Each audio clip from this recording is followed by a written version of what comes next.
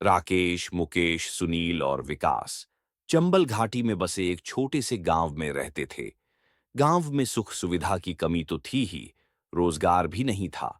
इसलिए वो कमाने गांव से बाहर निकल जाते हैं।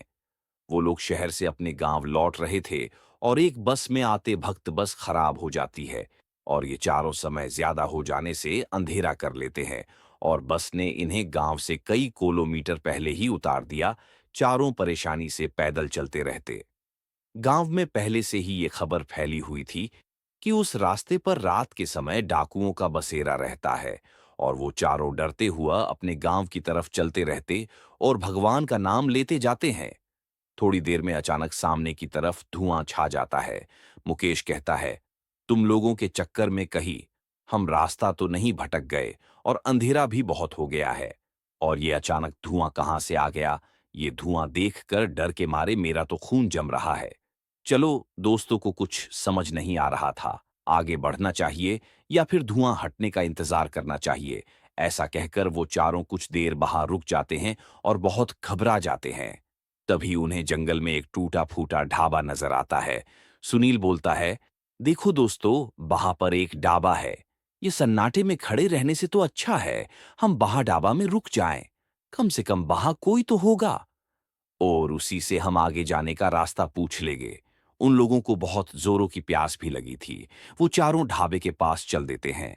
ढाबा काफी साल पुराना और टूटा फूटा था। ढाबे का बोर्ड भी अपनी जगह से सरक कर तिरछा हो गया था। एक दोस्त बोलता है, इतनी देर चलने के बाद एक ढाबा मिला और वो भी टूटा फूटा और डरावना भी है। इधर उधर देखते हुआ वो चारों अंदर पहुंच जाते हैं, लेकिन अंदर कोई नजर नहीं आता। वो चारों बहुत आवाज लगते हैं, लेकिन वहां कोई नजर नहीं आता। आवाज लगाते लगाते वो लोग वापस जाने लगते हैं। तभी वहां छड़ी टिकाकर चलने की आवाज सुनाई देती है और एक बूढ़ा आदमी अंदर से बाहर निकल कर आता है। वो लोग चौंक जाते हैं। एक दोस्त दादा से बोलता है, कहाँ थे तुम? हम लोगों ने कितनी आवाज लगाई। और ये ढाबा इतना गंदा क्यों है? हमें ये खाना मिल सकता? ढाबा बंद है क्या? दादा बोलता है, नहीं बेटा, अब मेरी उम्र हो गई है, इसीलिए ज्यादा साफ सफाई मुझसे नहीं हो पाती। और बूले भटके एक दो लोग ही यह आते हैं और उन्हें भी चाय पानी के अलावा ज्यादा कुछ लेना नहीं होता।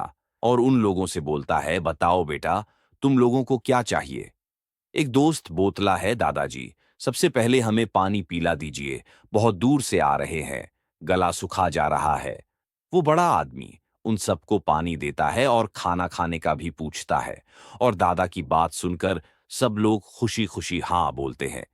दादा खाना लेने को जाता है। इधर मुकेश अपने तीनों दोस्तों को बैठाकर खुद शौचालय के लिए जाता है। मुकेश शौचालय जाता है तो उसे लगता है शौचालय की खिड़की से कोई झांक रहा है। और तभी मुकेश को खिड़की के बाहर डरावनी हंसी की आवाज सुनाई देती है। वह आवाज सुनकर मुकेश की सिट्टी पित्ती घुल हो गई।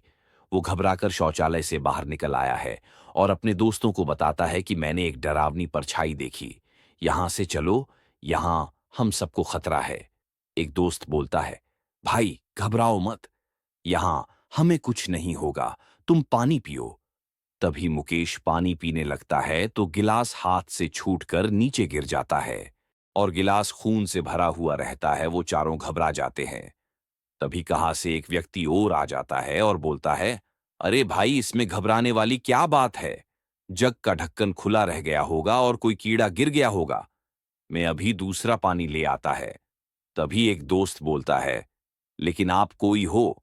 अभी तो वे दादा ने कहा वो अकेले ही ढाबा चलाते हैं। उस व्यक्ति की उनसे कहा, हाँ तुम सही बोल रहे हो दादा, अकेले ही ढाबा चलते हैं। मैं तो कभी कभी यहां आ जाता हूं। उन चारों को अभी भी उस व्यक्ति की बातों पर भरोसा नहीं हुई। वो व्यक्ति उन चारों से कहता है, अच्छा हुआ आप आगे नहीं गए। आज की रात आप यहीं रुक जाओ, सुबह होते ही अपने गांव निकाल जाना, आगे खतरा है। वो लोग उनकी बात मान लेते हैं। तभी बूढ़ा आदमी खाना लेके आता है। सब लोग खाना खाने लगते हैं और सुनील शौचालय जाता है और वहां सुनील की लाश देखकर डर जाता है और उन सबसे कहता है, यहां भी सुनील है और शौचालय में भी सुनील की लाश है।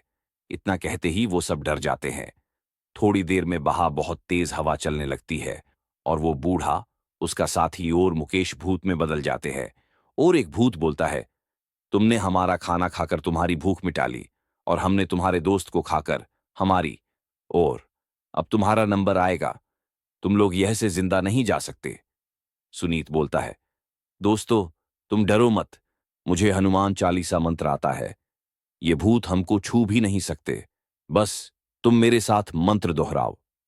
वो लोग आंख बंद करके मंत्र बोलने लगे और भूत चिल्लाकर भाग गए।